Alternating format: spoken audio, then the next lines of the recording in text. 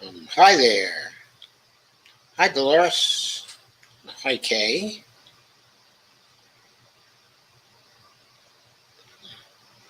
There are a few of you here. Anyway, the topic for tonight is who will benefit from the American Jobs Plan. But before I get into the American Jobs Plan, I'd like to hit four pieces of news fairly quickly. Okay, before I go into some in-depth things. So,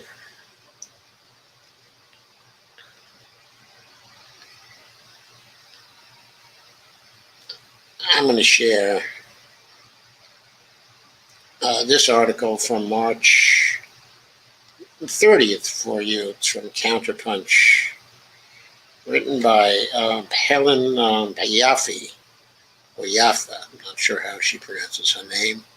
It's probably Yaffa.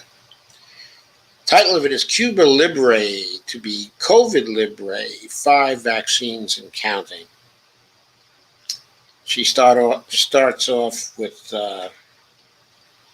there's a photo of a building in Cuba, I presume, with a Che across the front and the Cuban flag.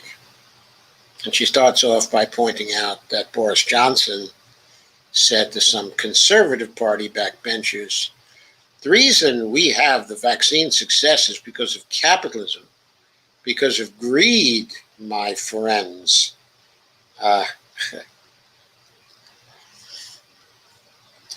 And then Helen Yaffa points out that not really. It had more to do with state investments than the market mechanism. And she goes into the investments that were made by the National Health Service and the government money subsidizing vaccine development at the University of Oxford.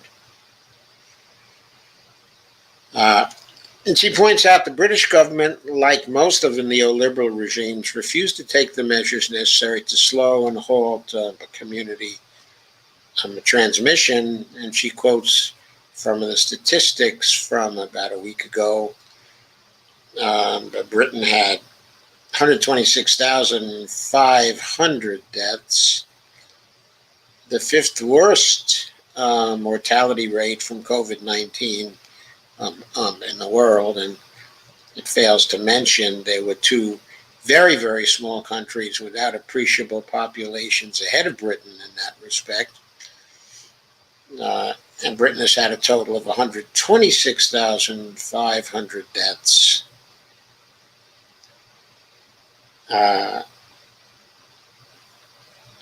1,857 per million in the population, and counting as of the 30th of March. So what she's trying to do here is to contrast the capitalist greed system in the UK with the accomplishments of socialist Cuba, which now has 5 vaccines in clinical trials and is set to be among the first of the nations to vaccinate its entire population. And then she also points out how successful Cuba has been in keeping contagion and fatalities low. In 2020, Cuba confirmed a total of 12,225 coronavirus cases and 146 deaths in a population of 11.2 million, which is among the lowest rates in the Western Hemisphere. The airports were opened in November of 2020, which led to a surge with more infections in January of 2021 than the whole of the previous year. But by the 24th of March 2021, Cuba had registered fewer than 70,000 cases and 408 fatalities from that particular burst. Its death rate was 35 per million, and the fatality rate was just 0.59%, compared to 2.2% worldwide and 2.9% in Britain. Within 1 year, 57 brigades of medical specialists from Cuba's Henry Reeve International Contingent had treated 1.26 million COVID-19 patients in 40 countries. They joined 28,000 Cuban healthcare professionals already working in 66 countries. This is particularly amazing since the Trump administration unleashed 242 new sanctions, actions, and measures to tighten the 60-year blockade of Cuba, including nearly 50 additional measures during the pandemic, which cost the health sector alone over $200 million, which is big money, of course, for Cuba. What's special about the Cuban vaccines? Well, worldwide, some 200 COVID vaccines are being developed.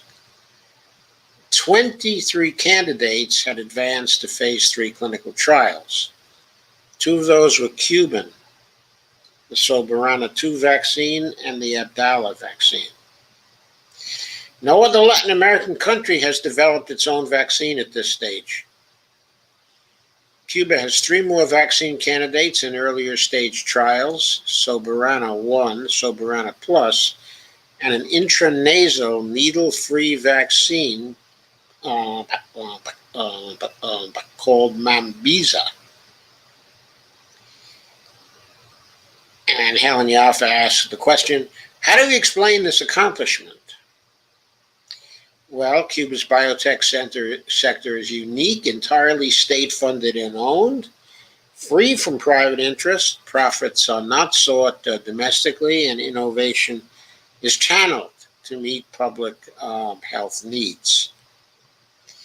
Dozens of R&D institutions collaborate, sharing resources and knowledge instead of competing, which facilitates a fast track from research and innovation trials, and application.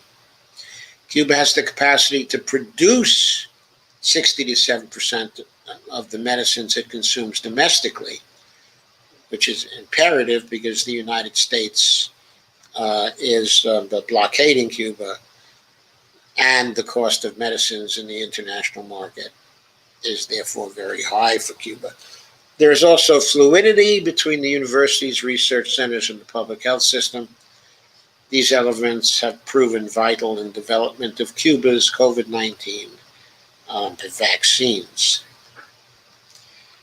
Then the article goes through 5 types of COVID-19 vaccines that are being developed across the world.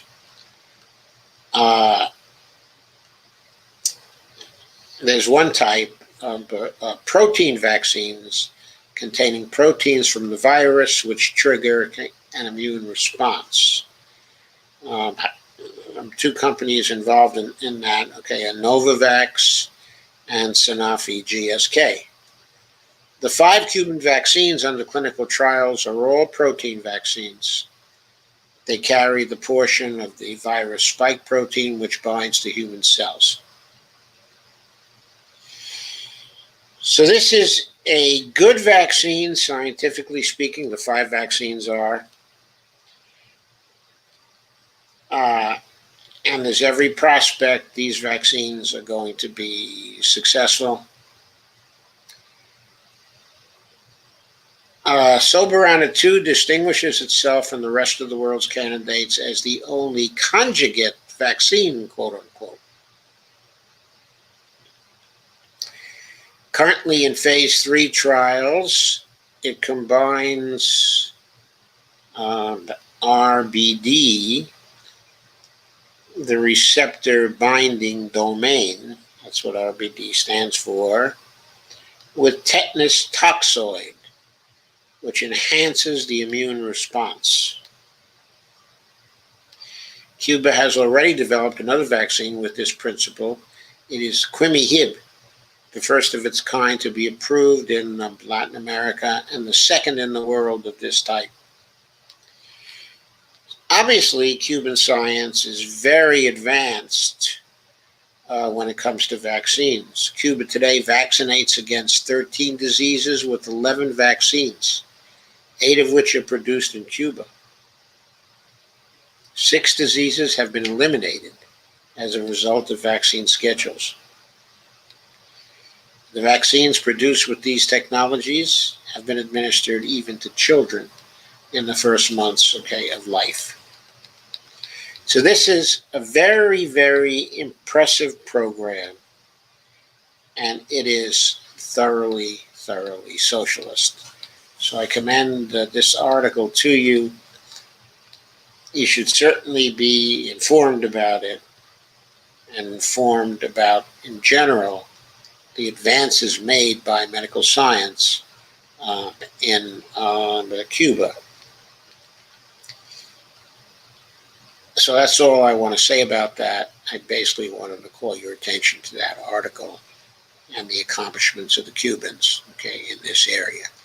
They're going to make the vaccine available to everybody in the world as soon, as they get it out. I guess the final thing to say is, do we as a nation really want the U.S. vaccine to be viewed as a vaccine hoarded by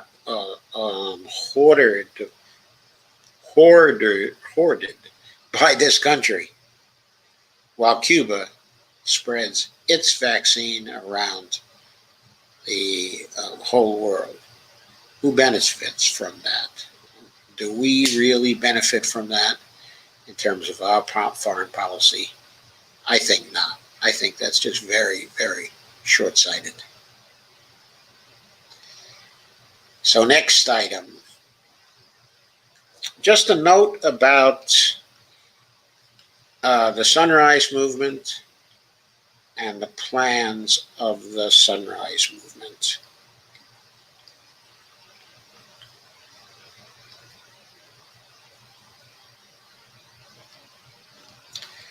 They're planning dozens of actions nationwide to demand jobs guarantee and $10 trillion infrastructure plan. This is as of April 5th, 2021. The article appeared in Common Dreams.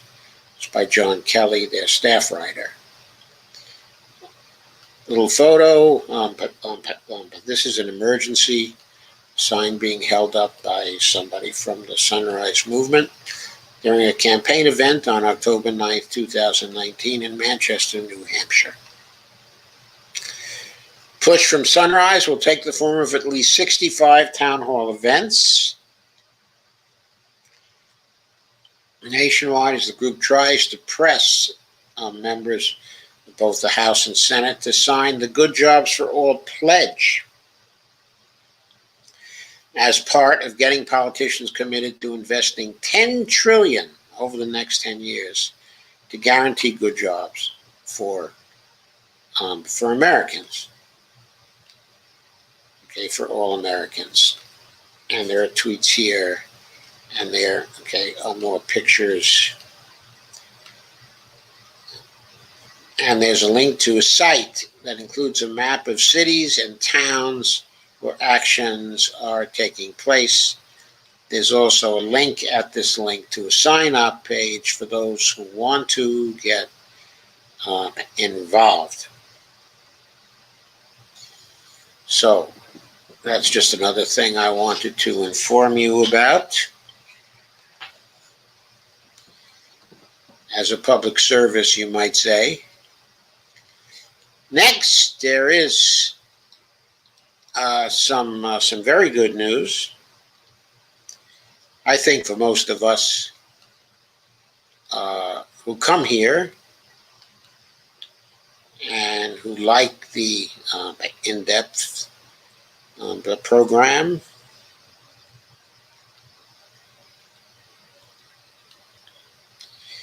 Hello, somebody. Nina Turner posts massive fundraising haul in bid for Ohio House seat. And this was published just yesterday, Common Dreams. And the author is Andrea Germanis, their staff writer. And there's a picture of Nina, back straight, very, very proud. She announced Monday that her campaign brought in nearly $2.2 million since the Ohio Democrat launched her candidacy in December, including $1.55 million in the first quarter of 2021. So that's, of course, extremely impressive. She already has enough for any reasonably well-funded congressional campaign. But, of course, she'll be heavily contested by establishment people in Ohio, so it's probably going to be a tough campaign. She's running in the Ohio 11th district, and of course she's running on Medicare for All and the Green New Deal and forgiveness of student debt and all the great things that a Bernie Sanders candidate and one of the heir apparents to the Bernie Sanders movement would run on. According to the Washington Post, her cash shows she's far outpacing rivals in the special primary for a safe Democratic seat in Cleveland. Among her competitors is Cuyahoga County Councilwoman, chair of Cuyahoga County Democratic Party, Shontel Brown, who by contrast raised just $680,000 overall in campaign funds, $640,000, which came in the first quarter. But even though Shontel Brown has a huge financial disadvantage, it's unwise to underestimate her. She is connected somewhat to the grassroots in Cuyahoga County and also to the establishment, and the establishment will be working as hard as it can to get her elected as opposed to Nina.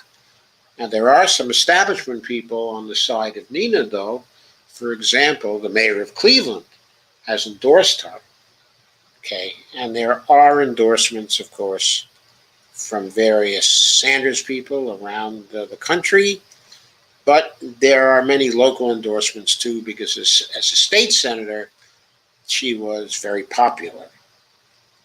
Okay, coming from this area, but it's big news that she's raised so much in funds, 77,578 individual contributions. And momentum is building and people can feel it. Everybody's very excited about it.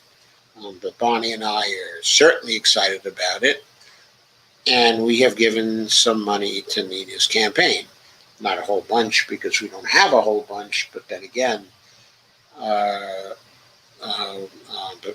we give a little bit at a time, and we'll keep giving a little bit at a time, because if there's one person we want to see elected on the progressive side, it is Nina Turner. Absolutely. Nina Turner.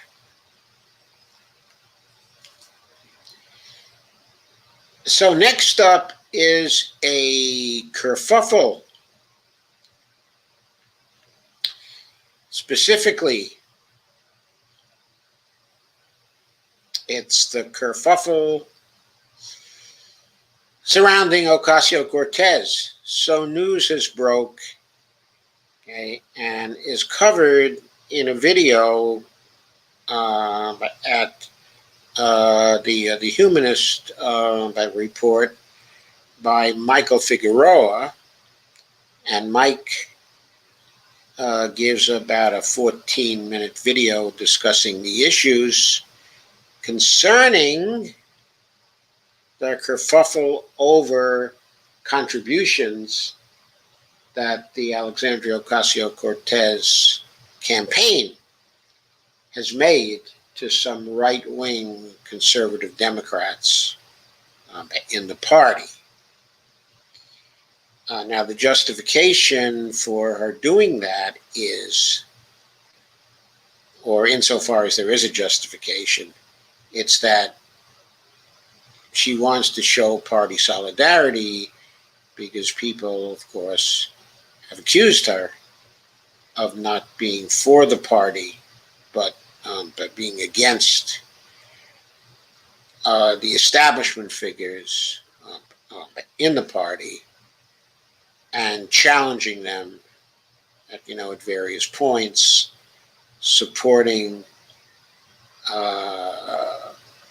some of the rebels in various ways, in primaries, including financially, and trying to defeat some of the figures in the establishment, which, yes, she has absolutely been doing.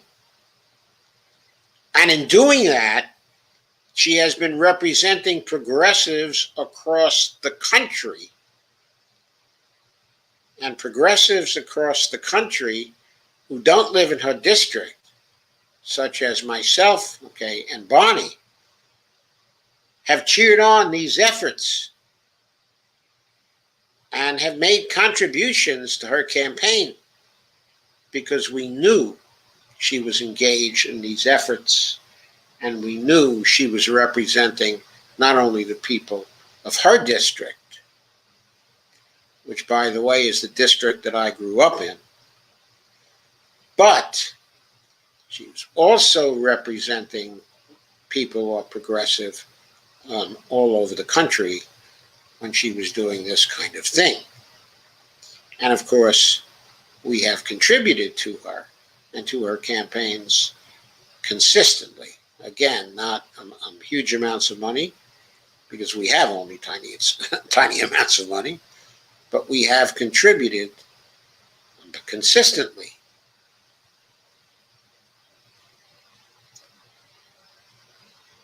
And just to get involved in this controversy, a little,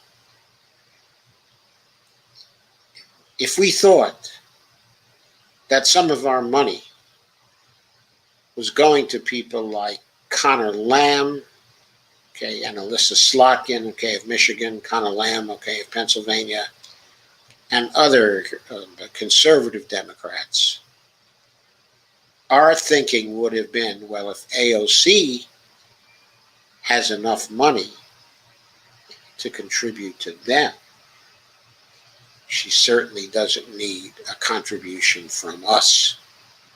And we would have then promptly turned our contribution to other progressive figures around the country who did not have enough in their campaign funds to help those establishment figures who are working against our interests, working against Medicare for All, working against by Green New Deal, working against forgiveness of student debt, working against the issues that we favor and that we want to see legislated. We are not so much interested in party solidarity as we are in a party takeover by the progressives. We supported AOC and some of the other progressives because we want to see a takeover of the Democratic Party by those progressives. We want to see a war within the Democratic Party between the progressives and the corporatist elements. Parts of that war cannot include contributions by the progressives of the scarce money that we give to them so that the centrists will have a better chance to win. On the contrary, we want our money to go to the people who are likely to primary them. We want to see Connor Lamb get primaried. We want to see Alyssa Slotkin get the primaried. We do not want to see our money going to them in however small an amount. And we, Bonnie and I, greatly resent that. It is not something we ever want to see again. So this is a message from us to AOC. We have contributed to you, and we are not going to contribute to you for the next few months. Instead, we will contribute to other progressive candidates who need money and who are dedicated to overthrowing establishment candidates. This behavior is just unacceptable. It's unacceptable to me and to Bonnie. And I'm not saying AOC is a total sellout or anything like that. I'm not condemning her across the board. But I'm saying this behavior is unacceptable to me, and it's going to cost her some money that Bonnie and I would otherwise have sent her way. And instead, we will send that money to other candidates. Now, in the video, that Mike did, he highlights the fact that this got Paula Jean Swearingen so angry that she said she was no longer going to align with AOC. Paula Jean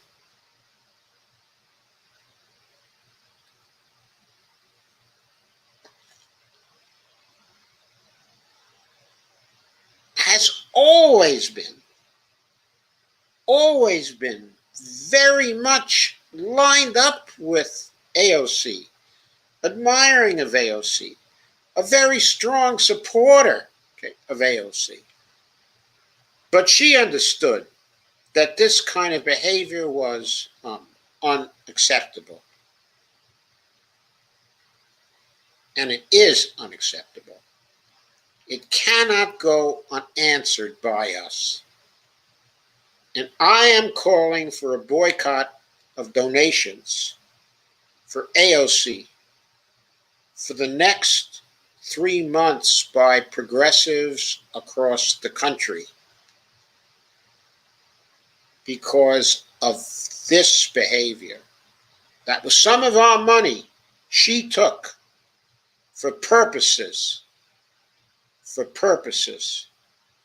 that we cannot endorse, we cannot support. And she did it without consultation with her base. There was no consultation with her base. Now, I'm being careful. I'm talking to progressives across the country, not talking to people in her district. Now, that's a separate thing. She's representing people in her district. They have to judge whether she is serving them well or not. If I were living back in my old congressional district, I might well conclude that she serves me very well. And I might still be very much for her because, after all, in the end, she would be my rep. So I'm not sending out a call to people in her district to boycott her for 3 months. But I think for national progressives, it would be appropriate to say to her, we are not giving up on you. We're not saying you sold out. We're not saying we're going to oppose you.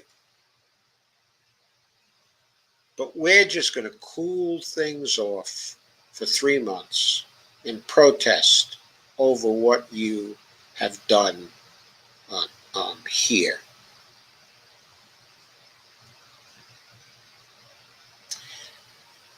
So that's what I think about that. And my coverage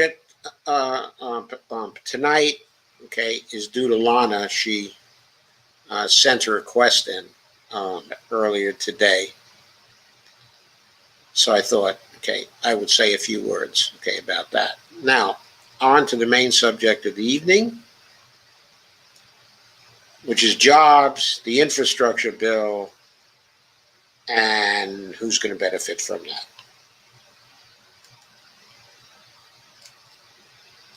Now, Lana actually said she wanted my wisdom on this subject. I don't know about wisdom, but that's what I think about it.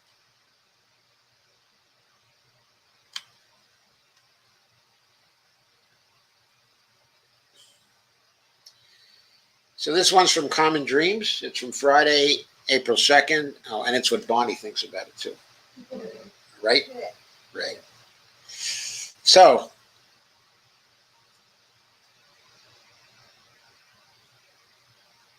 this is from the Working Economics blog, okay, at EPI.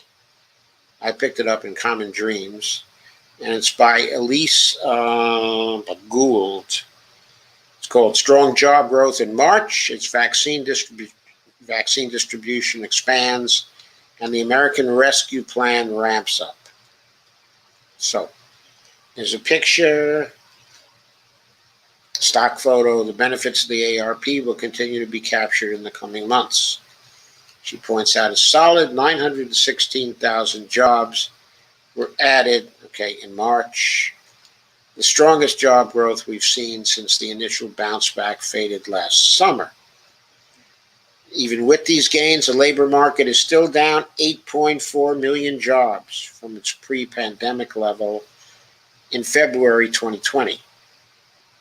Okay, now let us remember that even at the pre-pandemic level, the unemployment was at something like 5.5 million or something like that. That was the U3 amount, okay, of unemployment, okay, as I recall. So you have to add to that 5.5, 8.4, so you're still 14 million unemployed who, except for the pandemic, probably would not have been unemployed. Now, the economy wasn't great for all people before the pandemic. The official unemployment rate was low, 3.4 or something like that. But there are a lot of people who had dropped out of the labor force and couldn't find jobs even back then. Anyway, Lee Schools says, in addition, thousands of jobs would have been added each month over the last year without the pandemic recession. If we count how many jobs may have been created if the recession hadn't hit, consider average job growth, 210,000 over the 12 months before the recession, we are now short 11.0 million jobs since February, and that doesn't count the 5.5 million we were at, so we're looking at 15 or 16 million. But she says even at this pace, it could take more than a year to dig out of the total jobs shortfall. But she says today's number is certainly a promising sign for the recovery, especially as vaccinations increase and vital provisions in the American Rescue Plan have continued to ramp up since the March reference period to today's data. And she makes the following bullet points. The largest jobs gain were in the sector most hurt, and leisure and hospitality employment increased by 280,000 in March. Even with this improvement, this sector, the lowest paid in the U.S. economy, is still down 3.1 million jobs since February 2020. Public sector employment, notably in state and local education jobs, finally saw signs of life in March, likely due, at least in part, to the impact of state and local government aid in the ARP, in the American Rescue Plan, that is. State and local government employment rose 129,000 in March. 97% of that increase, 125,600 jobs, were in state and local education employment. Even with these improvements, state and local education employment is still down 863,200 since February of 2020. I'm hopeful here again that ARP provisions to state and local governments, the ARP, of course, is the American Rescue Plan, will provide a necessary boost in the coming months. Next point. About 1/5, 21% of the workforce teleworked because of the coronavirus pandemic. This means the majority of workers, disproportionately low-wage workers, are physically going to work. While the ramp up in the distribution of vaccines is a positive trend, we're still nowhere near herd immunity and need to heed health officials in opening guidelines. While the overall unemployment rate fell from 6.2% to 6.0%, that is the U3 rate, of course, the labor participation rate only improved slightly. As it becomes safe to reopen, I expect many more workers to return to the labor market seeking jobs. The black unemployment rate improved last month, but remains at 9.6%, far higher than in any other group. Long-term unemployment continued to rise in March, so that's continuing to rise, with 4.2 million workers unemployed 27 weeks or more.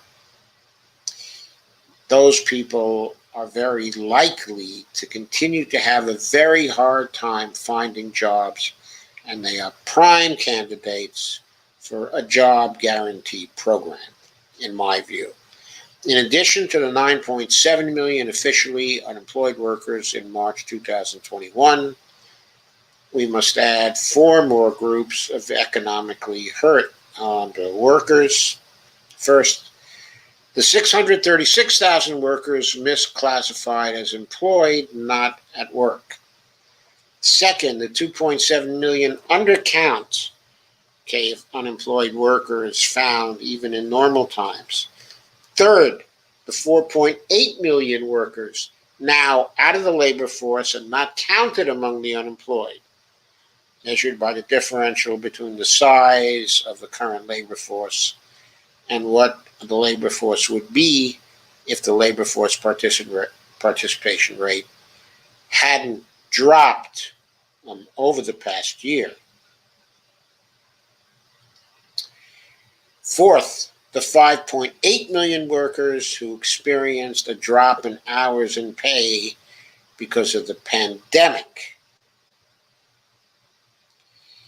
Okay.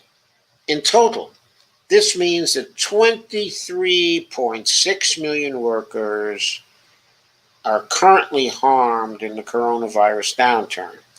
We include the 5.7 million baseline unemployment level prior to COVID as part of the number hurt right now because job search was made more difficult by the labor market impacts. The labor market impacts of the recession. We include the 2.7 million estimated undercount of the unemployed prior to the start of COVID based on Anna and Hamilton 2021, because again, job search was made more difficult by the labor market impacts, the labor market impacts of the recession. Okay, there should be even more added to the 23.6 million, and the reason why, the reason for that is that the labor force participation rate hit its peak sometime in Bill Clinton's administration. Since then, the percentage of the potential labor force that is counted as being within the labor force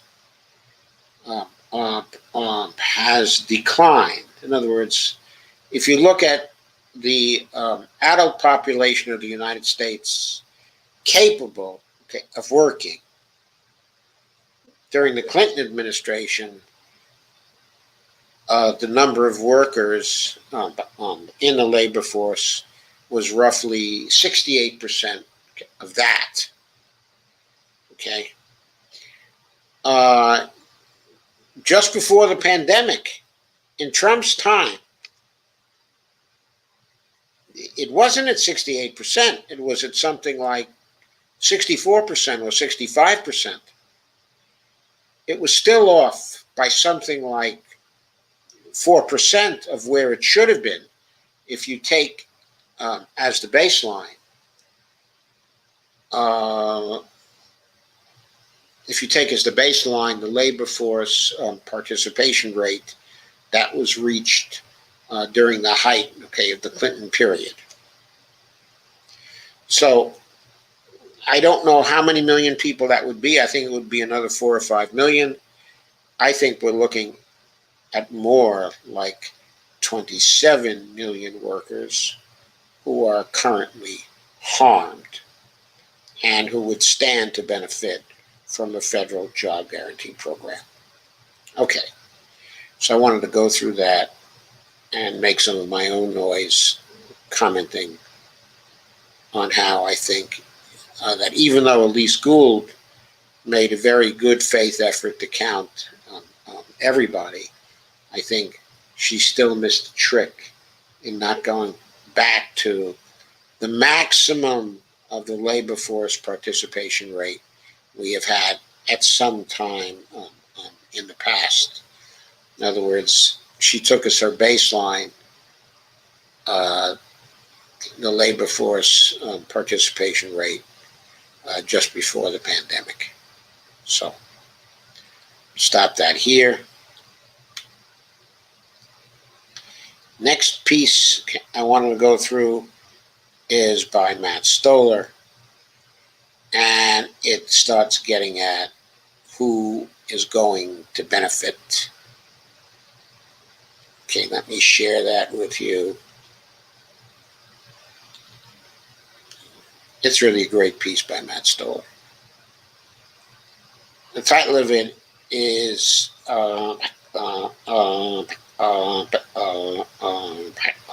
Keep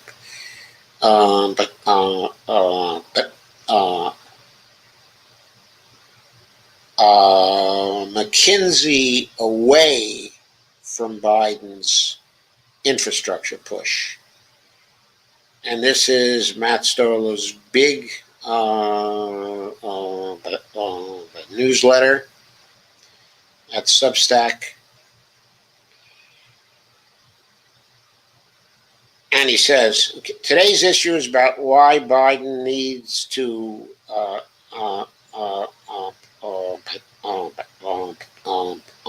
keep the McKinsey company away from infrastructure money, and more broadly, how America needs to take on government contractors and consultants if we ever want to have nice things again. Plus a follow-up on the Suez mess and a nugget on how stopping a merger in the safety razor market helped to bust a half-century old monopoly. And now, the New Deal or McKinsey, pick one. If there's one striking feature of the Biden administration so far, it's the rejection of President Obama's policy framework by his own party. It is now the consensus that Obama's lack of ambition led to the election of Donald Trump. I think that's a very important statement there. It is now the consensus. So Matt is claiming that as an observation of his, of the Democratic Party. He's saying it is now the party's consensus that Obama's lack of ambition led to the election, of Donald Trump. As far as I know, that's the first time that's happened within the party. says, for instance, party leader Senator Chuck Schumer recently called the Obama stimulus a, quote, mistake, unquote, and a, quote, small, measly proposal, unquote, on CNN as a way of selling Biden's much larger proposals. Biden's goal, and that of the Democratic Party that controls both houses, is to break from recent politics and, quote, be more like Franklin Delano Roosevelt in the Congress of 1933 and less like Barack Obama and the Congress of 2009, unquote. Biden wants to spend a lot, to go big, instead of the go small vision of Obama. Last week, the Biden administration laid out a $2 trillion vision on infrastructure called the American Jobs Plan. The theory behind the American Jobs Plan is that the U.S. has a few key challenges, all related to the physical design of the country. We have to wean ourselves off of Chinese imports, deal with climate change, and create a more equal economy. Okay, this is the reading of Matt Stoller of what people agree on. That is, people in and around the administration. I think he's basically talking DC people. The American Jobs Plan is the proposed solution. It will do everything from expand broadband to repair roads and bridges using one, cleaner cement and steel, unquote. Upgrade ports and electric grids, subsidize semiconductor factory investment, and on and on, all with inputs, quote, made in America and shipped on U.S. flagged, U.S. crewed vessels, unquote. It's a bold vision. One important question is whether it's actually possible to spend that amount of money on so many things without immense amounts of corruption or waste. The difference between FDR and Obama, after all, was not just spending amounts. Obama didn't spend enough, but he did spend a lot. FDR, however, actually built things, whereas Obama's stimulus money for, say, California's high-speed rail evaporated into a cloud of consultants.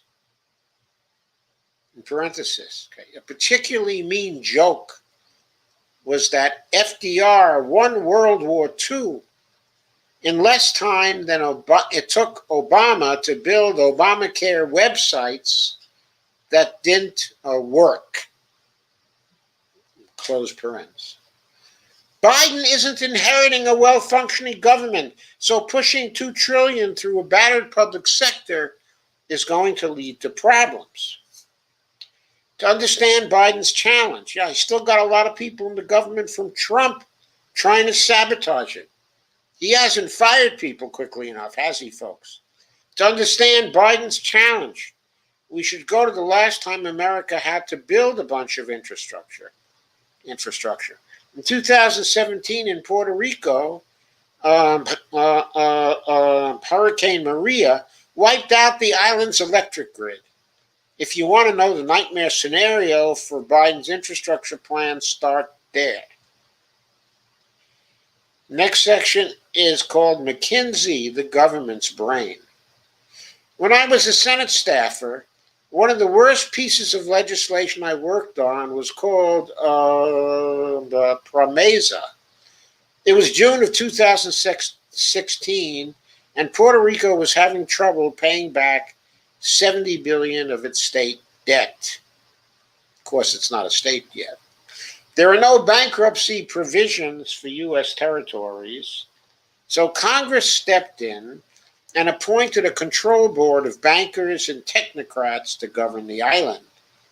The idea being that the democratically elected government had been fiscally reckless and the federal government should step in. The control board um, um, hired McKinsey, the management consulting firm, as the island's strategic consultant, quote unquote, with the goal of getting Puerto Rico back to fiscal solvency. Just a little over a year after Congress passed PROMESA, Hurricane Maria hit. Puerto Rico's water, health, and electric systems were weak, which the hurricane exposed by ripping through the island's physical plant. For the last 5 years, McKinsey has detailed highly paid consultants to help the control board both to renegotiate debt and oversee infrastructure spending. Has the rebuild gone well? In short, no. The unelected control board has allowed the awarding of electric grid contracts to corrupt insiders, so power outages are still common. Mass protests forced the resignation of the governor in 2019. And schools are closing even as the government continues to pay government salaries to people who don't work for the government. So what has McKinsey been doing if it hasn't been running Puerto Rico? The answer is McKinsey's been looking out for McKinsey. It has ensured that Puerto Rico will spend the mind-bogglingly large sum of $1.5 million on professional services, meaning lawyers, bankers, and consultants, including McKinsey, which is 5 times what Detroit paid in services for its bankruptcy. I don't know how much the firm will make, but according to the GSA schedule, just one recent college graduate working at McKinsey costs around $3 million a year.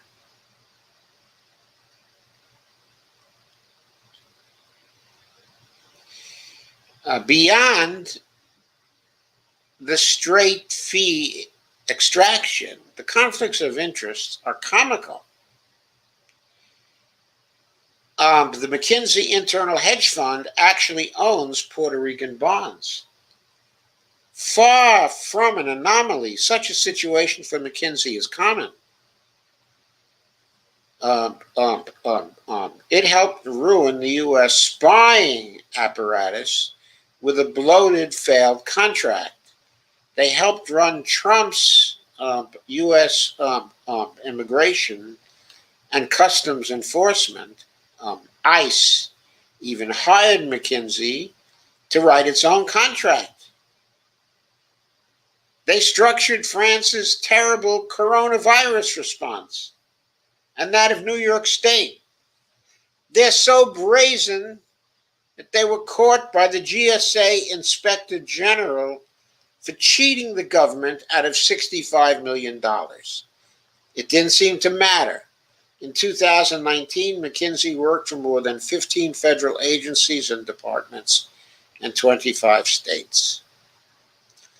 This broad range of clients gives McKinsey a cartel-like relationships with the circle of law firms, investment banks, and fellow professional services firms involved in bankruptcies. Joe Biden's infrastructure plan is a good plan in theory. We need to do a lot of what Biden wants to do.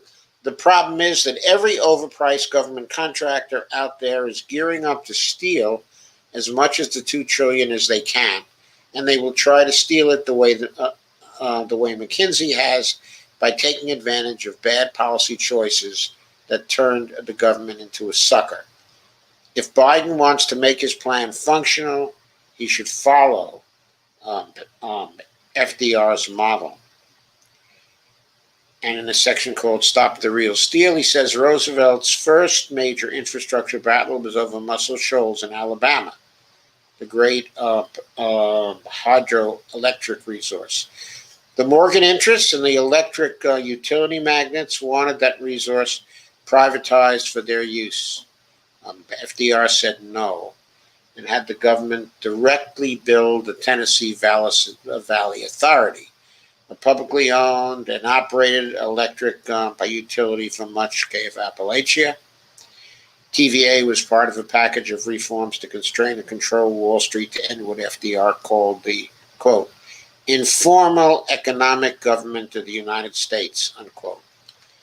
Over the rest of the New Deal, FDR transformed the physical plant of the country, spent a lot of money on infrastructure.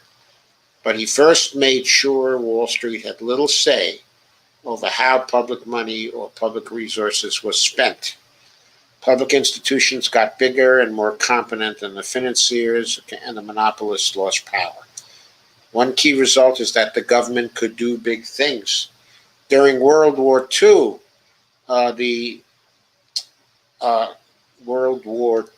during World War II, the procurement officers in the military had immense capacity and power, imposing tight control over contractors and ensuring that there were at least a dozen competitors for each major weapon system. They could peer into the books of contractors and even claw back excessive profits. America used this governing capacity for decades, constructing a national highway system, winning the space race, deploying the polio vaccine, landing on the moon, and building the internet, and running the project Sematech in the 1980s to address foreign threats to semiconductors. In the 1990s, however, Bill Clinton's Reinventing Government initiative killed the public capacity Roosevelt had constructed. Clinton encouraged the big prime defense contractors to merge, shrinking them from over 100 to just 5 firms. Clinton's procurement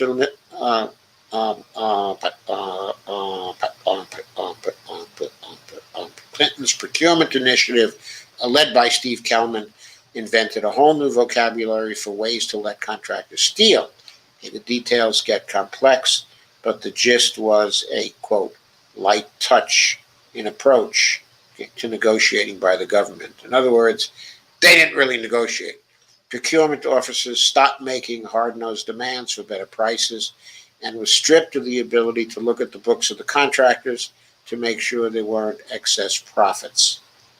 Government began using a new set of contracts, and then he sort of goes through that. There was very little competition, in any of it, he says. This kind of buying system, no prices, no transparency, no competition, is precisely the opposite of what firms like Amazon, Walmart, and other power buyers do to wring efficiency from their suppliers. Unlike the government, Walmart acts like a monopoly buyer and demands value for its money. The problem isn't just that Uncle Sam gets ripped off. The net effect of encouraging laziness and monopoly throughout the government procurement process is poorly thought out initial requirements, which of course results in bloated costs and failed projects later on. If you half-ass an initial proposal, the cost will explode when you've built half of it and find out you've built it wrong. The problem is pervasive, throughout America.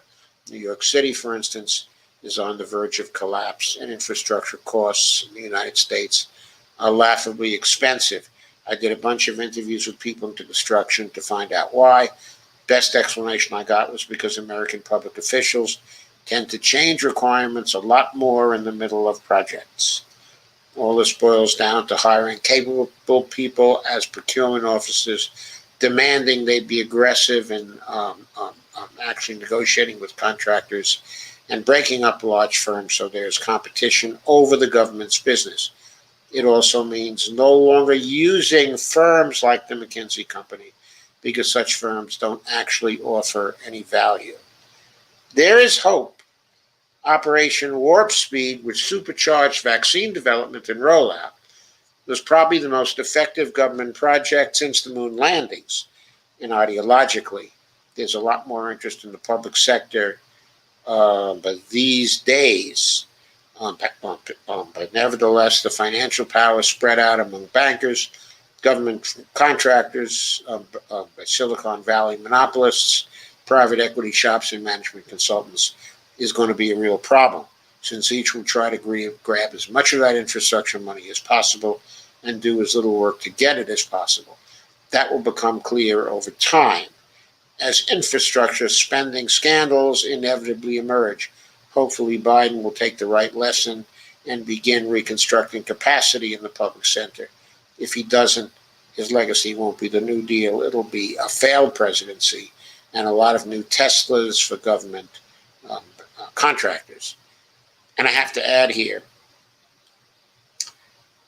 but the wolf is certainly in the hen house because the old McKinsey alum, specifically Mayor Pete, is now the Secretary of Transportation for the Biden government. And of course, what's going to be at the heart of the infrastructure building? Probably the Department of Transportation. It's going to have a lot to do with it, okay, a lot to say. So, okay, I wanted to cover that and maybe make one more point. Okay, I'm pretty sure that I'm right about that. But one alum, of McKinsey that I know is actually Matt Stoller. I believe he worked for McKinsey for a few years. Okay, so he knows what goes on inside of that firm very well, if I remember correctly. I'll double check that for you after the live stream is over. But I'm pretty sure that he worked for committee. He worked for McKinsey after he got out of school and before he went to work for Bernie Sanders. Yes, he was a staff person, for Bernie Sanders also. And he's an author as well. So, next we get to a piece by Dave Dayen. Actually, today's piece by Dave.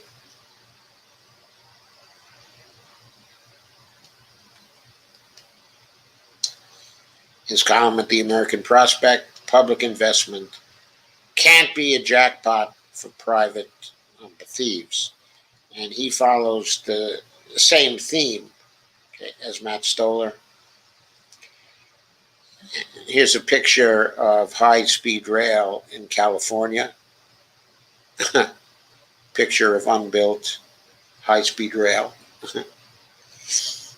And the caption under the photo was, "Thanks to private sector consultants, this is pretty much what we have to show for high-speed rail in California."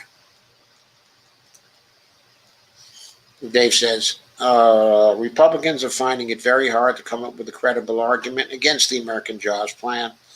Their real argument is, quote, "We don't want to pass anything that makes the opposition look good, and especially nothing that would damage our argument that government doesn't work," unquote. But you can't say that one out loud. The past few days, they've hit on the idea that the infrastructure bill doesn't really contain infrastructure. As long as the ideas are popular, I don't think anyone in the country cares what you call it.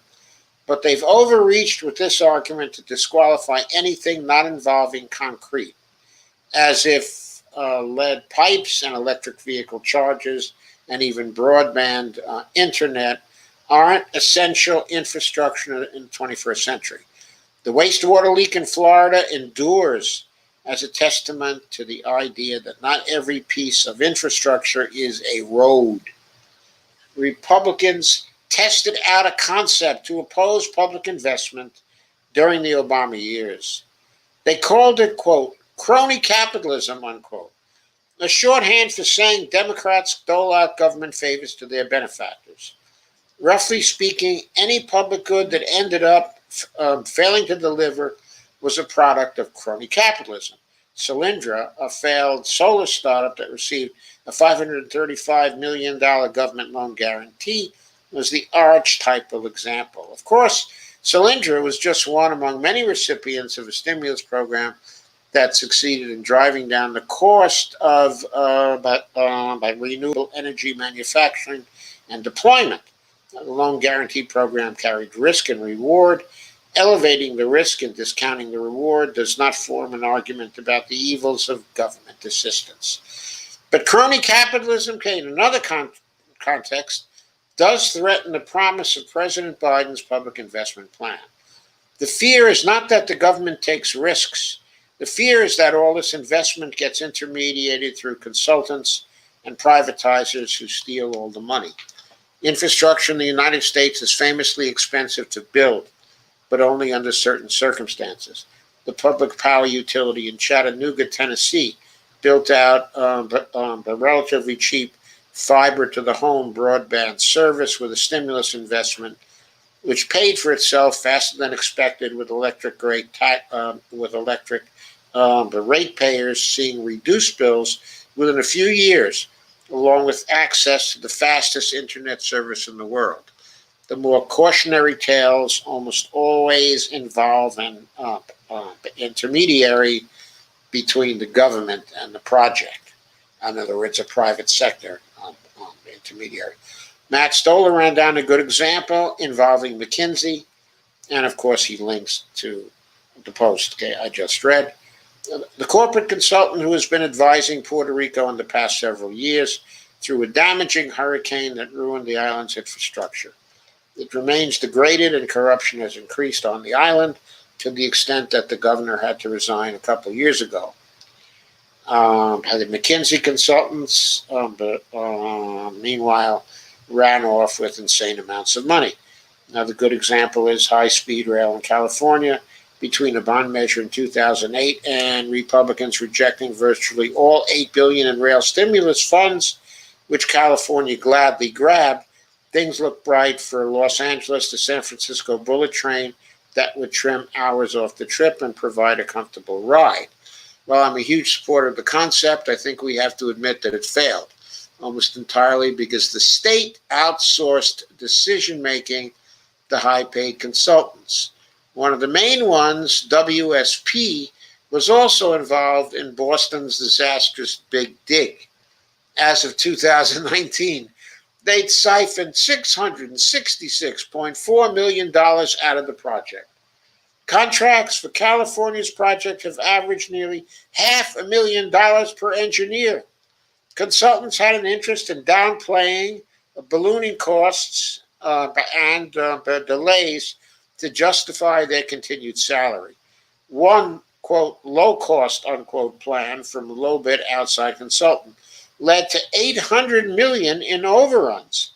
Endless tweaks from so-called efficiency experts, unquote, directly contribute to these delays and cost increases as projects get diverted midstream. In America generally, there is no long-term planning staff to manage large projects. So when states are fortunate enough to secure infrastructure financing, they bring the planners in from the outside. I don't expect governments to have public sector construction workers sitting around waiting for a hole to dig. But we should have public servants controlling who to hire for those digs and what the parameters to set.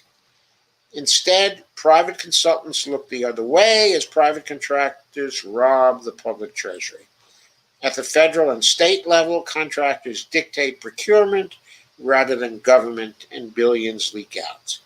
Then the concept of public infrastructure, defined as this private consultant, private contractor relationship, is tarnished, and the real benefits are seen in privatizing the public investment entirely, which leads to more profit for contractors and less democratic control of the public commons. We think of the Reagan era in terms of disinvestment, rollbacks of welfare, and tax cuts, but privatization was a pillar of Reaganism. and it carried through the neoliberal interludes between hardcore conservatism as well. This ideology guaranteed that a hobbled government could not live up to its promise. I referenced Noah Smith's disquisition on Bidenomics but yesterday. He focuses on investment, care jobs, and cash assistance. But macroeconomists and political trend spotters always overlook the fundamental problem of power. Right now, private financiers, private consultants, and private contractors have the ability to pull out government investment and render it ineffective. If Biden can minimize this kind of leakage, he can show a path to smart government investment again. If he can't, we'll have sunk money into private pockets, given the public very little to show for it, and reinforced the tenets of Reaganism, also Thatcherism. This is a choice, and Biden's team had better choose wisely. And I really wonder whether they have the wisdom to choose that way. Maybe Ron Klain has, but we have to see. He's earned an awful lot of money in the private sector in the last number of years. We have to see if he still retains a shred of integrity. Then there's also reconciliation, which is covered in this post, which I want to say a few words about. Senate Majority Leader Chuck Schumer has engineered the biggest change to how we legislate in decades. The traditional conception was that you could have one bill a year where you used by reconciliation instead of subjecting priorities of the legislature to minority rule through the filibuster. But Schumer asked the parliamentarian for and received dispensation to revise a budget resolution throughout the year with reconciliation instructions, and therefore get two or more filibuster-free bills to play with. In other words, it's unclear right at this moment how many amendments to the original reconciliation bill could be made. But it's likely that two or three different amendments, in other words, two or three rounds of reconciliation bills, are still to come. Still to come. Dave says, we haven't seen the parliamentarian's opinion yet, and it could certainly require more hoop jumping. But in theory, it gives Democrats many more options to really split the infrastructure and social welfare elements of the package, or to come up with more creative means to get policy priorities with a patina, of budgetary impact, but through Congress. This is important, as it does show Democrats working around obstacles in their path rather than accepting them. But another way of getting multiple bills to pass by a majority is to change filibuster rules to pass all bills by a majority. Reconciliation is still tied to the budget process. Voting rights or other social issue bills will have a tough time getting through the parliamentarians' whims. Ultimately, we still need to let Congress govern. Yes, we do. And I must add to that sooner or later, if the Democrats are to win the elections of 2022, they have to pass H.R. 1 and H.R. 4, and S1, and S4. Those are must-pass bills, and they won't fit into reconciliation. And D.C. statehood won't fit into reconciliation. Those bills have to be exempt from the filibuster as well.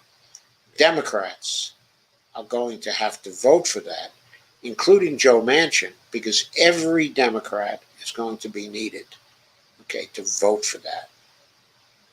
So I just want to remind you, okay, of that.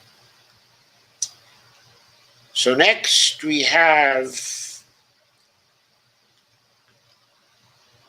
a piece by Ryan Cooper.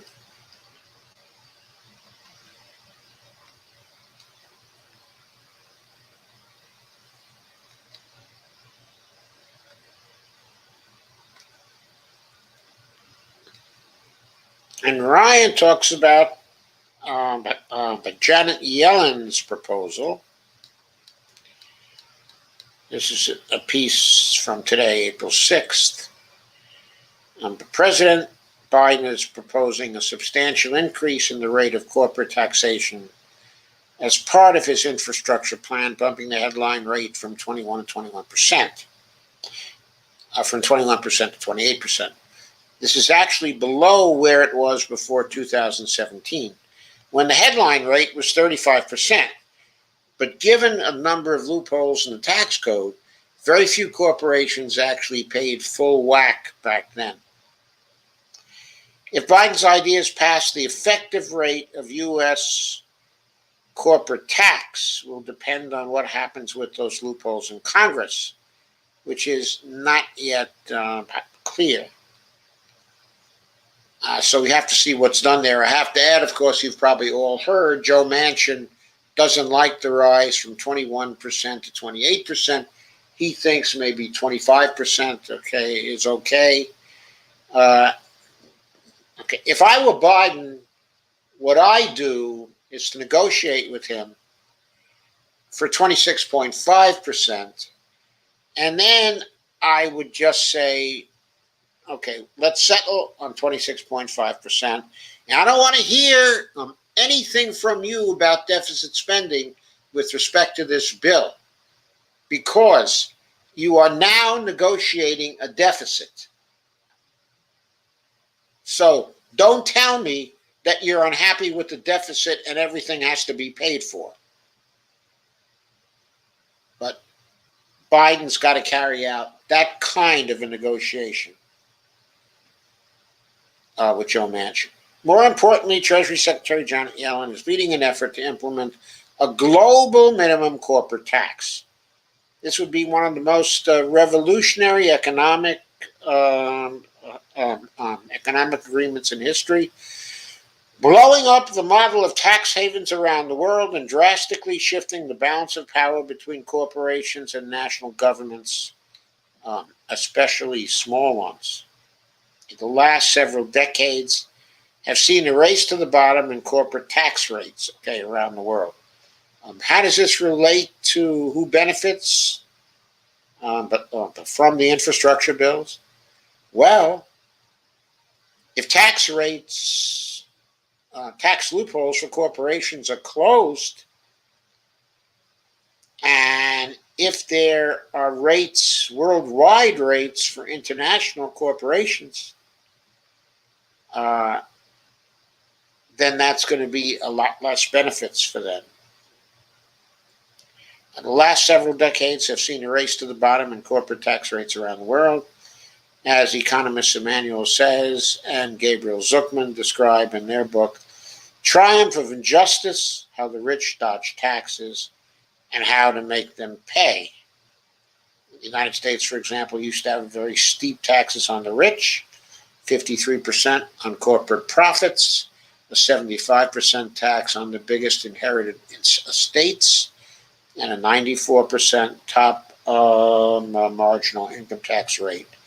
Figures from economist Thomas Piketty show similar rates in France, Germany, and Britain in the period after the Second World War, but these have been gradually whittled away over the years through a combination of legal innovation from tax lawyers and accountants and learned helplessness on the parts of governments, especially after the neoliberal turn in the 1980s, when taxes came to be viewed as an economic drag, if not the legalized theft.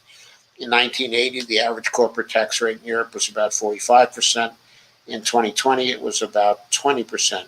by looking at most of the great retreats of uh, taxation, uh, we find the same pattern. First, an outburst of tax dodging, then governments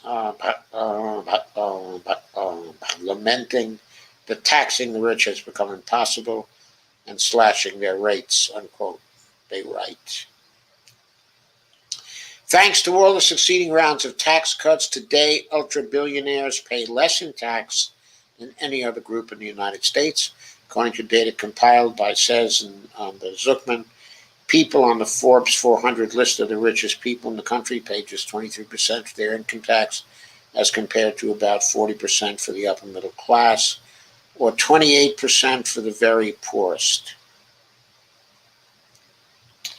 It is, of course, wildly outrageous for the most well-off people to be contributing so little to support the country that makes their wealth possible, and the gigantic concentration of money in so few hands is manifestly corrupting politics around the world.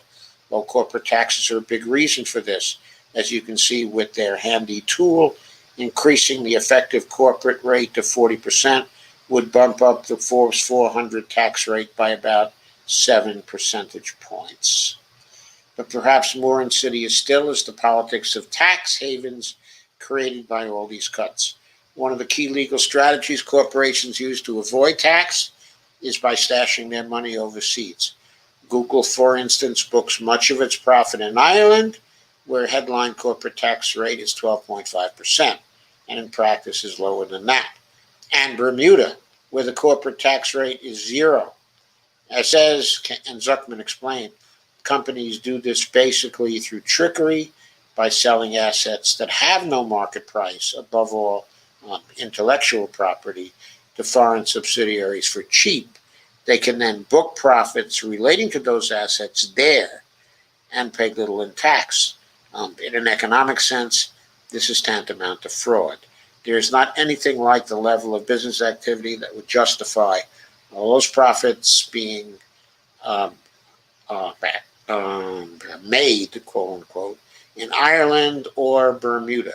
They're overwhelmingly profits that are made elsewhere that are sheltered from tax authorities through accounting gimmicks. But the ability to book profits in tax havens provides corporations with a powerful weapon against national tax authorities. By moving profits overseas or threatening to do so, they have induced nations to continually cut their domestic corporate tax rates, inaugurating a race to the bottom as countries struggle to undercut each other. In 1980, the average corporate rate was 40.1%, but today it is just 23.85%. There have always been countries that charge little in corporate tax, but it says, and Zuckman demonstrate, before the 1970s, they would not use to book fake profits for fear of a crackdown from the IRS or other tax authorities. I should mention here that Joe Manchin's contention that the rate should not be 28%, but 25%, is because he's making the point that most of the other nations are charging in the neighborhood of the 25%, and nobody is up at the 28%. So what he's going to argue is that putting in the 28% tax is going to provide incentive for more of our corporations to move their profits overseas, thus actually costing us tax revenue. That's going to be Joe Manchin's argument. There have always been countries that charge little in corporate tax, but as Says and Zuckman demonstrate, I read this already. This is about the IRS booking.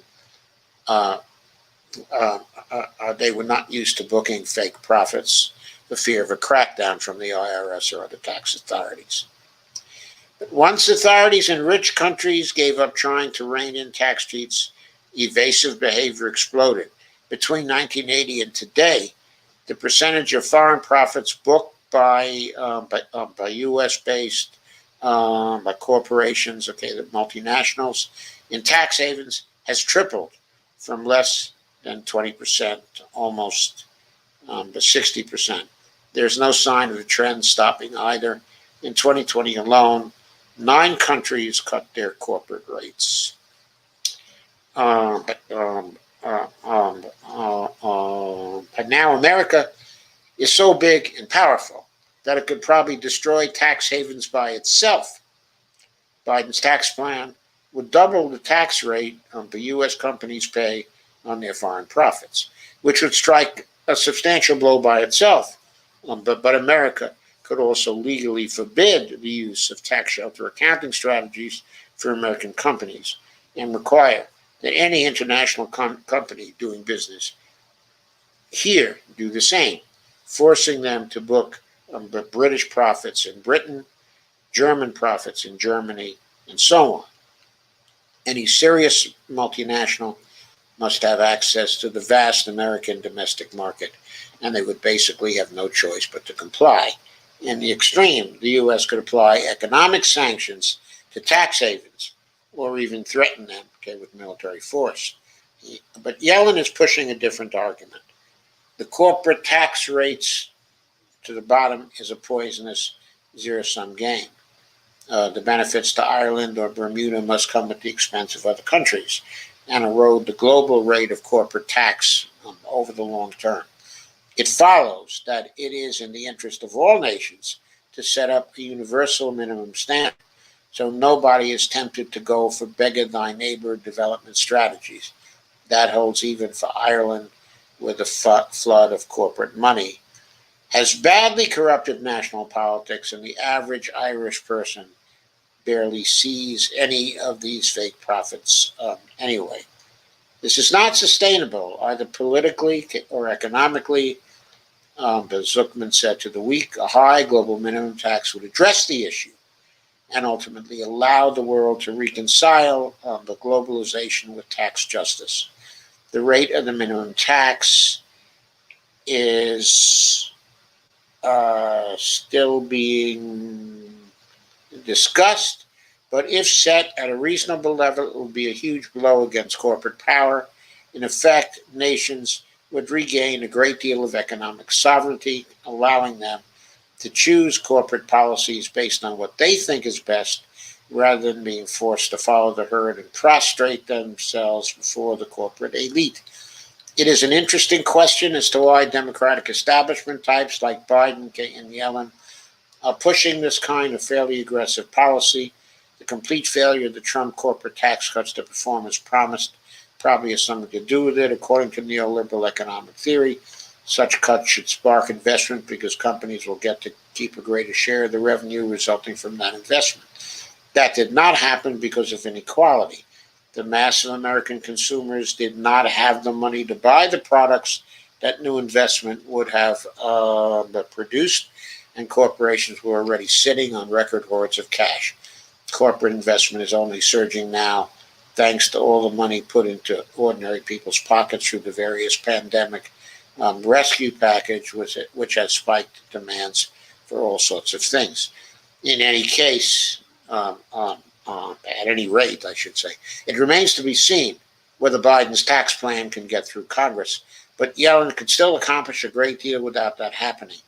If a critical mass of countries can agree to stand together against big corporations, politics around the world will take a sharp turn for the better, and a sharp turn towards the left also, I think. Ultimately, corporations depend utterly on state laws and structures to exist at all. It's only fair to make them pay their fair share. And I couldn't agree more. And not for revenue, of course, but for democracy and for justice. That's why. Okay, they need to pay their share. Now, I want to attend, before I close, to a short segment within something from the Fiscal Times. No, I'm sorry, from the Peter G. Peterson Foundation. And the Fiscal Times, of course, is the organ established by the Peter G. Peterson Foundation, but this didn't come out of the Fiscal Times. It's a section of their analysis of the American Jobs Plan deals with how is the American Jobs Plan but paid for. I would put scare quotes around the paid for. But the administration has proposed fully offsetting the spending in the American Jobs Plan. Oh, they're using the term offsetting the spending. There. They must now be picking up on the fact that a lot of the economists are talking about offsets for spending instead of paying for spending. Interesting. The spending in the American Jobs Plan through a range of corporate tax increases and policy changes. Such proposals in the Made in America tax plan could generate enough new revenues to fully pay, oh, there it is, for the president's infrastructure package in 15 years and reduce deficits in subsequent years. Oh, the Peter J. Peterson Foundation just loves reducing deficits in previous years. So, of course, they go with what the Biden administration has said, that it would raise nearly $2.8 trillion over 15 years, and that would offset the $2.7 trillion in spending over 8 years from the American Jobs Plan. Well, it wouldn't completely offset it, because if you spent the $2.7 trillion over 8 years, and you were only going to pay for it over 15 years, you'd be borrowing money to pay for some of it. They're actually selling debt instruments, and some of it. And those debt instruments would pay interest to the private sector. So the question is, does the $2.7 trillion in spending over 8 years include the debt financing that would have to occur because it's being paid for only over 15 years? So with 8 years of borrowing in it, that's going to be a considerable amount of interest. I don't think they're calculating that here, though. But anyway, $1.3 trillion from increasing, here are the taxes that are supposed to pay for stuff. $1.3 trillion from increasing the statutory corporate income tax rate to 28%. A 7 percentage point increase from its current level of 21%. So let's say, in order to get Joe Manchin on board, it was necessary to compromise at 26.5%, or even go down to 25%. Okay. That would still produce, at 26.5%, it would probably still produce what? About $1 trillion or 1.1 trillion.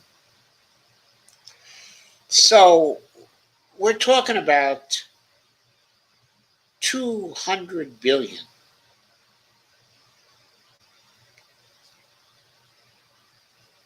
So why not simply deficit spend that 200 billion? I mean, deficit spending that would be good for the economy. It wouldn't hurt. Okay, let's put it that way. Because our deficits are too low. It's not a problem.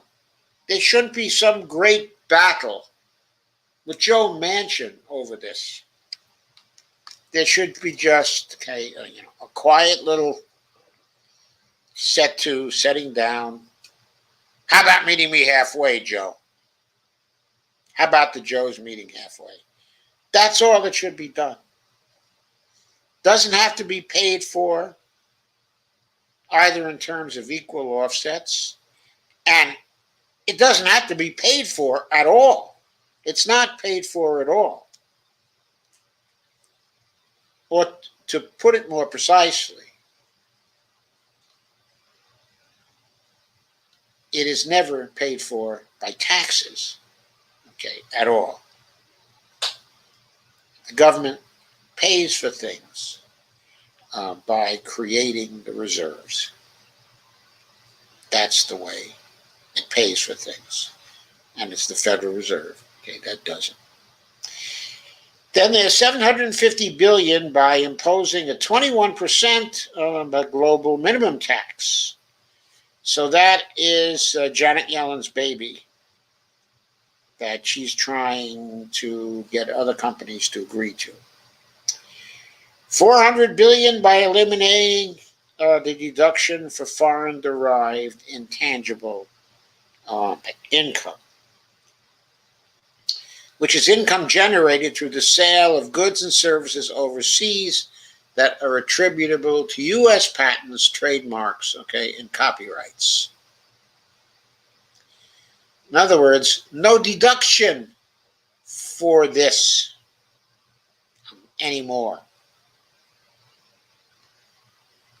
$200 billion by enacting a 15% minimum tax on corporate book income, or the amount of income corporations publicly report to shareholders.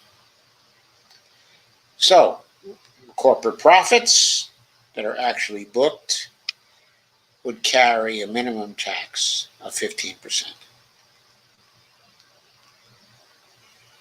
Then there are some other provisions, including eliminating tax preferences for fossil fuels. So some of this we can see should be in there anyway, even though we don't care about the revenue raised. Tax preferences for fossil fuels but we have to get rid of those. In fact, what we should probably do is the opposite to tax for burning fossil fuels. But making sure polluting industries pay for environmental cleanup, that's more like it. And investing in the Internal Revenue Services to ensure that it has the resources it needs to enforce the new corporate tax policy. So I want to go over that, and I wanted to make the point that there's not that much money actually between Joe Manchin, and Joe Biden on the tax issue. It should be easy to get around it. So that's my thing for tonight. I hope you enjoyed it. I'm going to go to your comments now. And Dolores says, hi all. And Kay shared, thank you. And Dia says, showing some love. Thank you, Dia. Evelina says, tried sharing restricted in that regard yet again by guess who? FB. Kay says, time to move to Cuba. Kay says, hi, Evelina. Dia says, I have a sneaky suspicion that more follow vaccines will be coming. Evelina says, Mambizo were renegade slaves who joined the Criollos during the War of Independence from Spain in the 19th century. So they were heroes. The Creoles were Cubans of Spanish descent. Kay says, thank you for that background, Evelina. Kay says, yes, we need Nina badly. Dia says, Alcee Hastings has died. That is too bad. He did quite a number of good things in his life.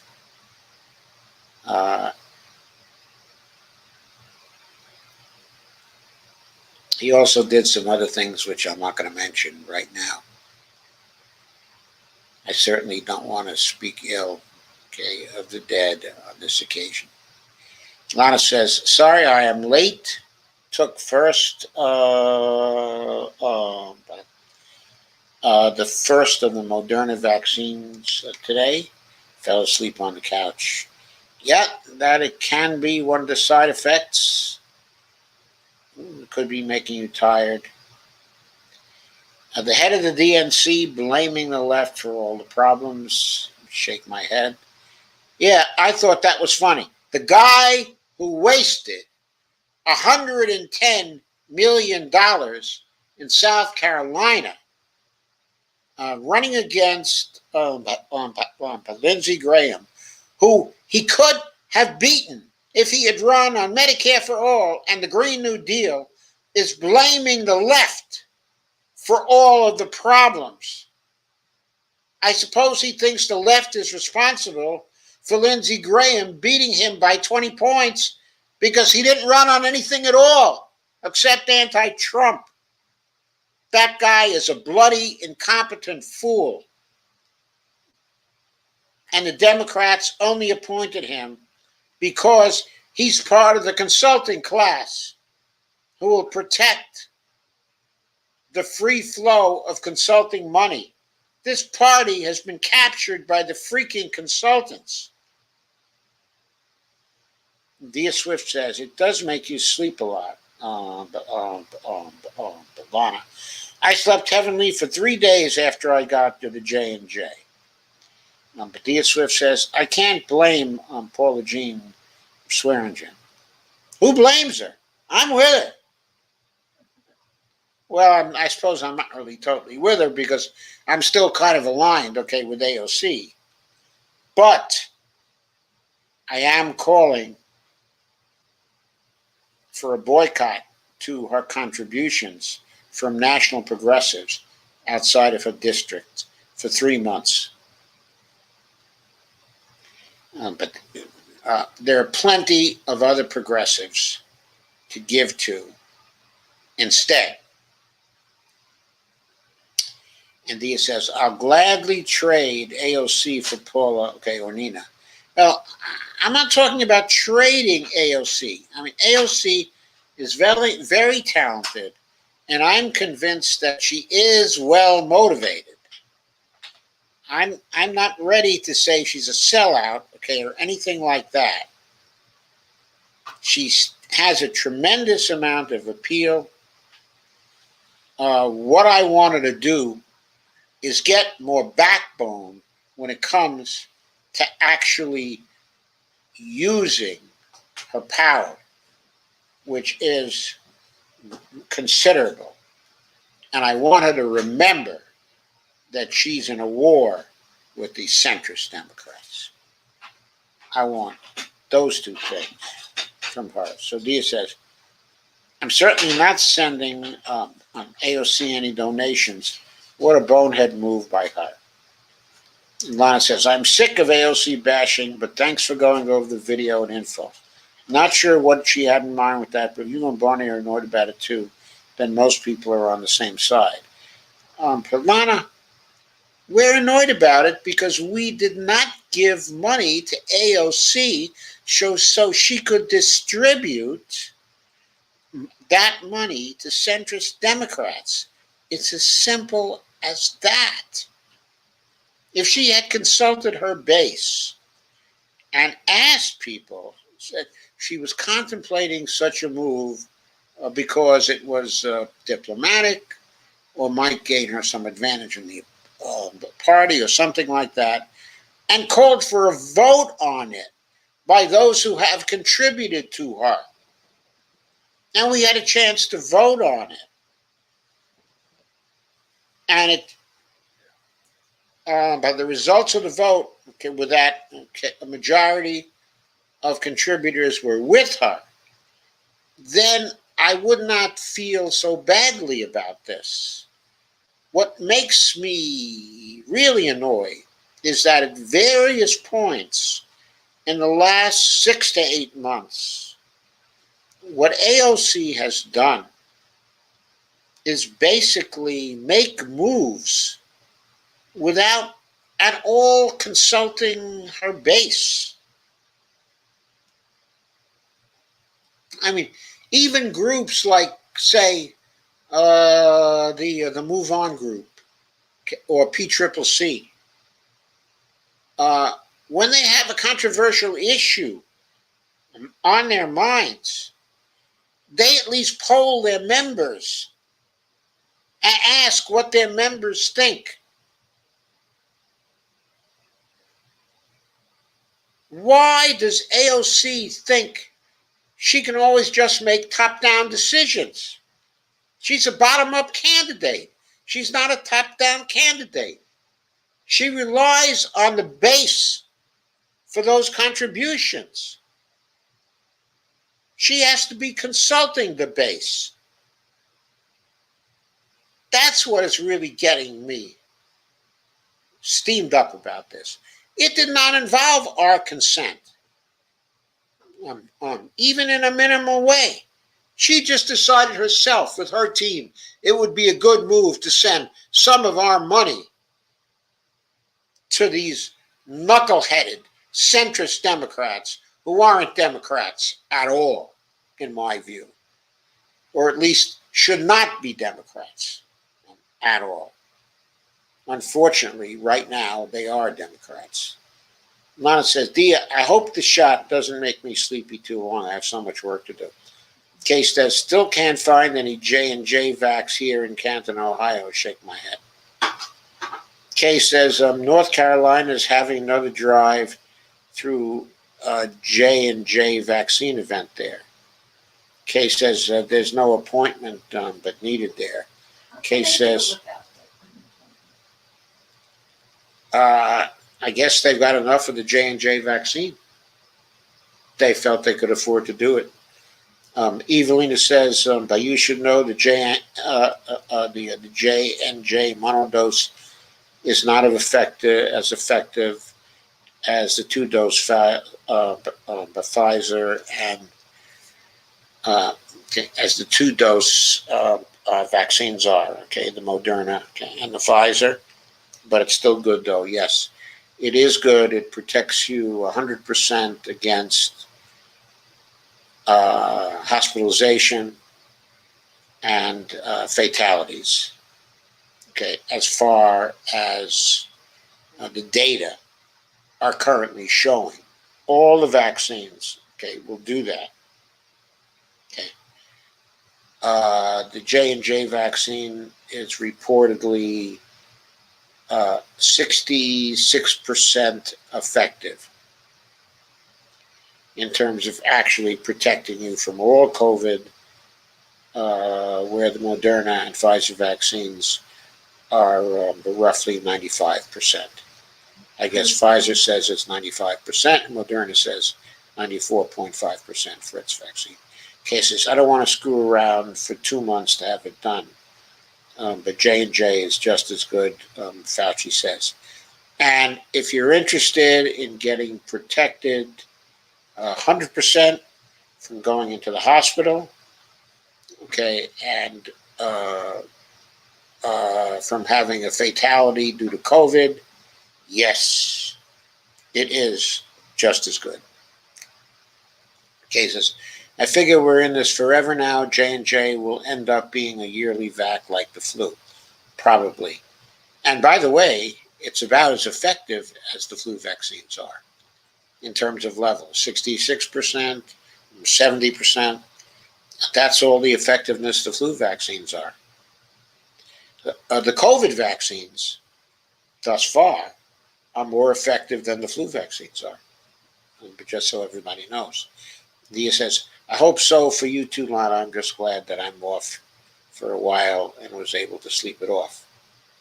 Evelyn Nippon says, don't blame you. Lana says, but Dia, I am jealous. And Lana says, wasn't the Mayor Pete, the Buttigieg, she says, not sure of the spelling. Yeah, it is a bit wrong. I'm not sure of spelling, but it wasn't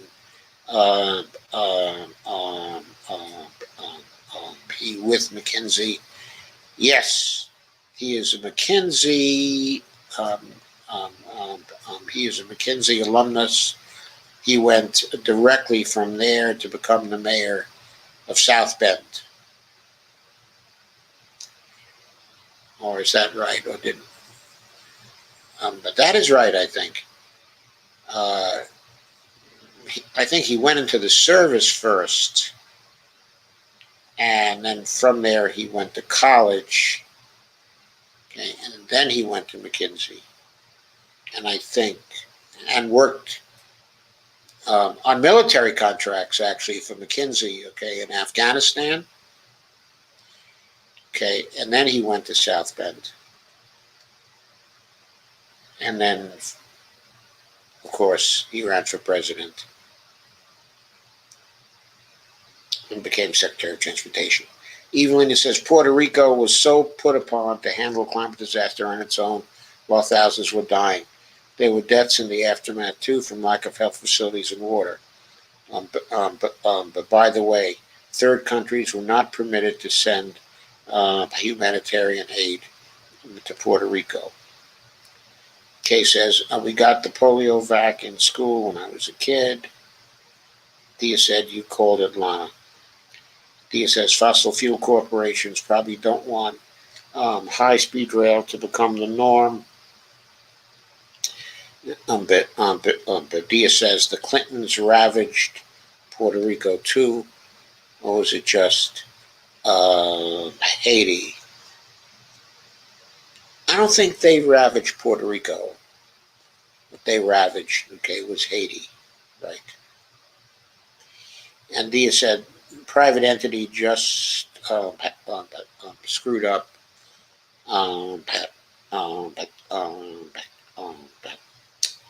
They screwed up actually 15 million J&J vaccines, and Johnson & Johnson then took over the factory. Dia says, should have stayed under the federal umbrella. Evelina says, I don't have a scar.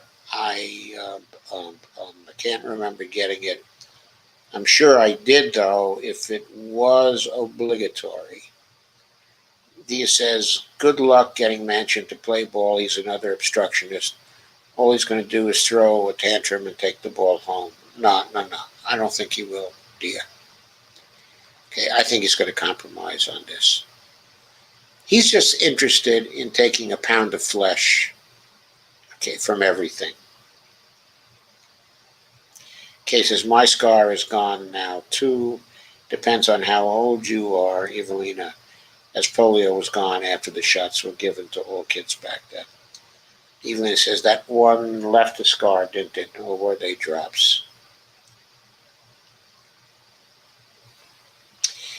I don't know whether a polio vaccine left a scar, but I do know that smallpox vaccinations used to leave a scar, and I have a scar from my smallpox vaccination somewhere. Where's my scar?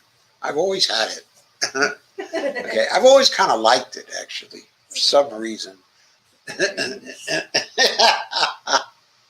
I always liked that scar. I thought it was nice looking. Anyway, my smallpox vaccination scar. So Evelina says, born in 1967, just a youngster. Kay says, I'm old and my skin is shot now, especially from the water here in Ohio. And Kay says, you might not have had to get it. You are young. Dia says, Lana, you still awake? Evelina says that, his relative laugh out loud. Evelina says, someone we know might say I'm a boomer, laugh out loud. Kay says, laugh out loud, young compared to me. I have a son almost your age, and I don't remember any of my kids getting it either. Yes, I have a son who's only 2 years younger than Evelina. He was born in 1969. Because of someone we know's perception of what a boomer is, I'll laugh out loud. Kay says, you have the sense of a smart boomer, laugh out loud. Kay says, I was born in 1953 and am at the end of the boomers, laugh out loud. Evelina says, why, thank you. You too, laugh out loud. Kay says, wish my own kids were as smart as you, Evelina. Oops. Dia says, just don't let those Petersons get a hold of another deficit guilt clock. Well, I think those days are over because we may have been successful in changing that to the savings clock.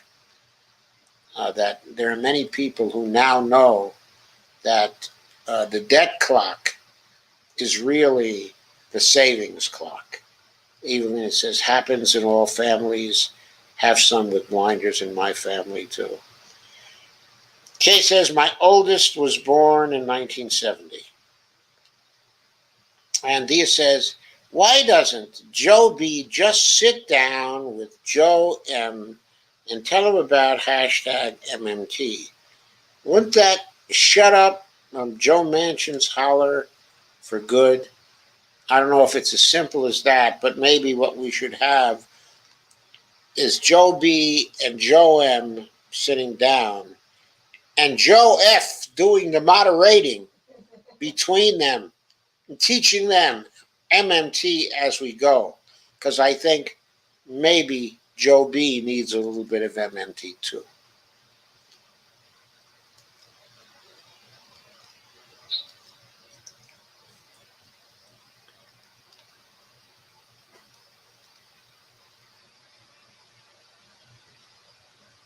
Evelina says AOC. Oh, she goes AOC. Wait. Here it is. Kay says my youngest is way smarter than the two older ones, but by then education had changed to teach to the test here and ruined it for her. Evelina says AOC is under intense pressure from corporate Dems in New York. Anybody know, okay, what New York is like?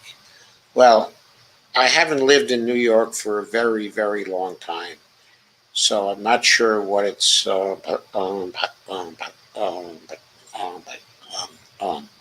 not sure what it's like now, but I know that AOC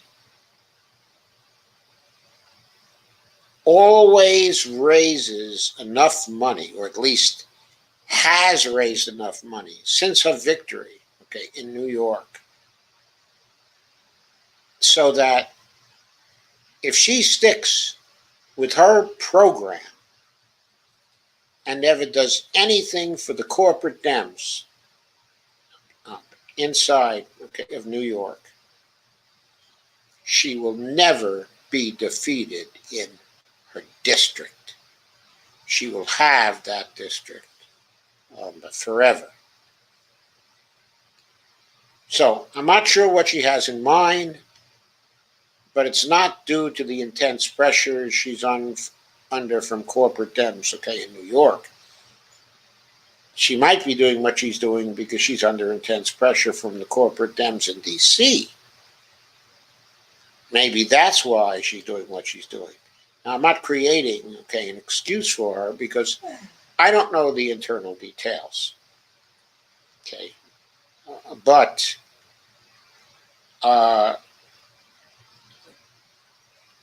I'm not seeing Cori Bush, but Jamal Bowman, I'm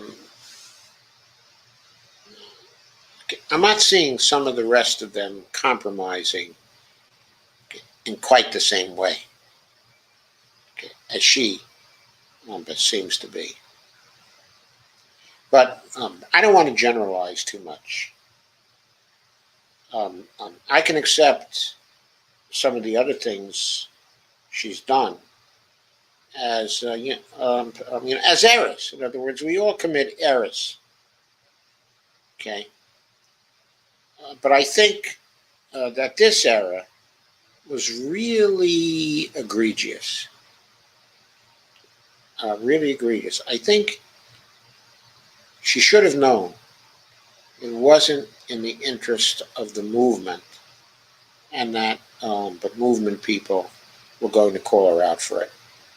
And Ghostart says, I am what libs call a quote bad faith actor, quote unquote. Hashtag privileged. Oh, Evelina says, still rather she succumbed to progressive pressure, not centrists. But Dolores Pierce says, the Clinton machine is powerful in New York. I don't think it's so powerful anymore. I don't think it's the Clinton machine anymore. Okay, I think it's the Cuomo machine that is powerful, okay, in New York. But they're not powerful enough to unseat her. Not powerful enough, okay, at all. I think it's a machine also that owes considerable much these days to Hakeem Jeffries as well. that he's powerful, okay, in New York. And I think one of these days, it may become a contest between Jeffries, K, and AOC. She may have to see to it that he gets primaried and he gets beaten by someone like herself. If she could do it against Joe Crowley, somebody else can do it against Hakeem Jeffries. He needs to go. He needs to go because Pelosi's whole leadership team needs to go. But Lana says, I would have taken any of the vaccines. Ryan Knight is a bad faith actor. And Lana says, my polio vaccine was by mouth. I can't remember whether mine was by mouth. I think at one point I did have sugar cubes. And Dia says, polio was on sugar cubes, my granny said. And Lana says, I like it, the 3 Joe show. Haha. Dia sort of says, Joe F takes the cake. And Lana says, the big problem with what she did with the dollars you just went over, it gives legitimacy to the accusation that she's leaning centrist. Sorry, it's bad. But I don't really think that she's leaning centrist. I mean, I think she did this as some kind of misplaced strategical or tactical calculation. And I just don't think that floats. It's just, I don't think it was thought through. Okay. I think she has to have the guts to bring Shoycott back. She needs his advice. Her old manager, Shoycott Chakrabarti. And Dia says, why did you say is AOC suddenly trying to fit where she shouldn't be trying to fit in? Lana says, I can't tolerate Hakeem Jeffries' ick.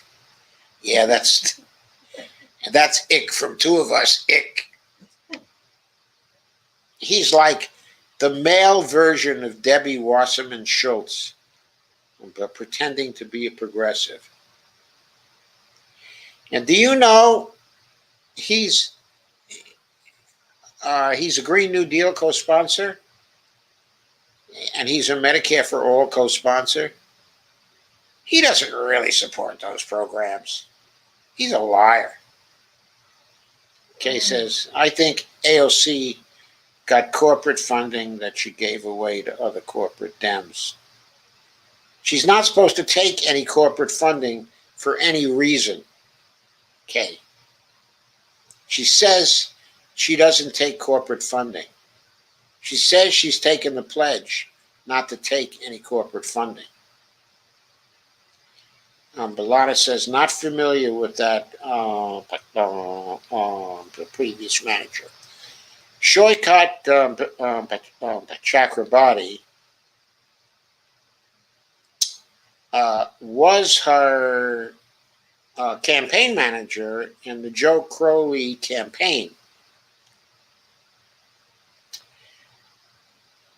Then there was some corruption charges that were made against him. Actually, even before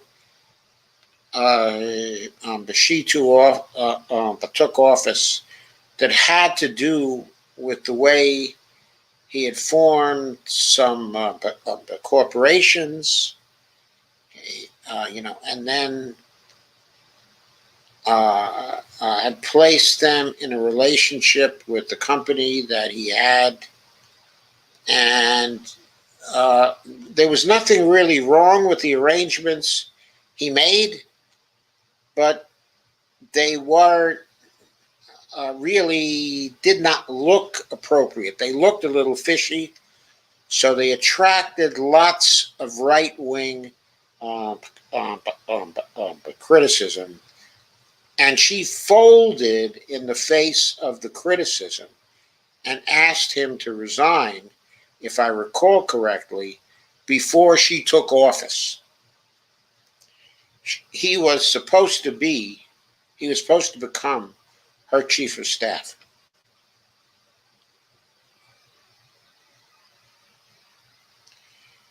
And she basically fired him because she could not take the pressure. But Kay says, but that's why she gave it away. If she got corporate contributions, she was supposed to give them back to the corporations, refund them to the corporations. That's what you do. You do not give it away to other corporate candidates to strengthen them. That's not your job. Let the corporations themselves do that if they so desire. Okay, folks, I've reached the end. Hope you like this one. I worked hard on it. Have a very nice evening. Please don't forget my Patreon account from time to time. I would certainly appreciate that. And I'll be back tomorrow night with another good show, I promise.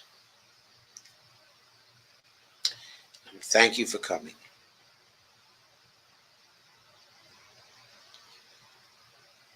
And thank you, Evelina, and thank you, Dolores. And good night, all. But we love you, Kay. Take care of yourself. I'm going to end it now.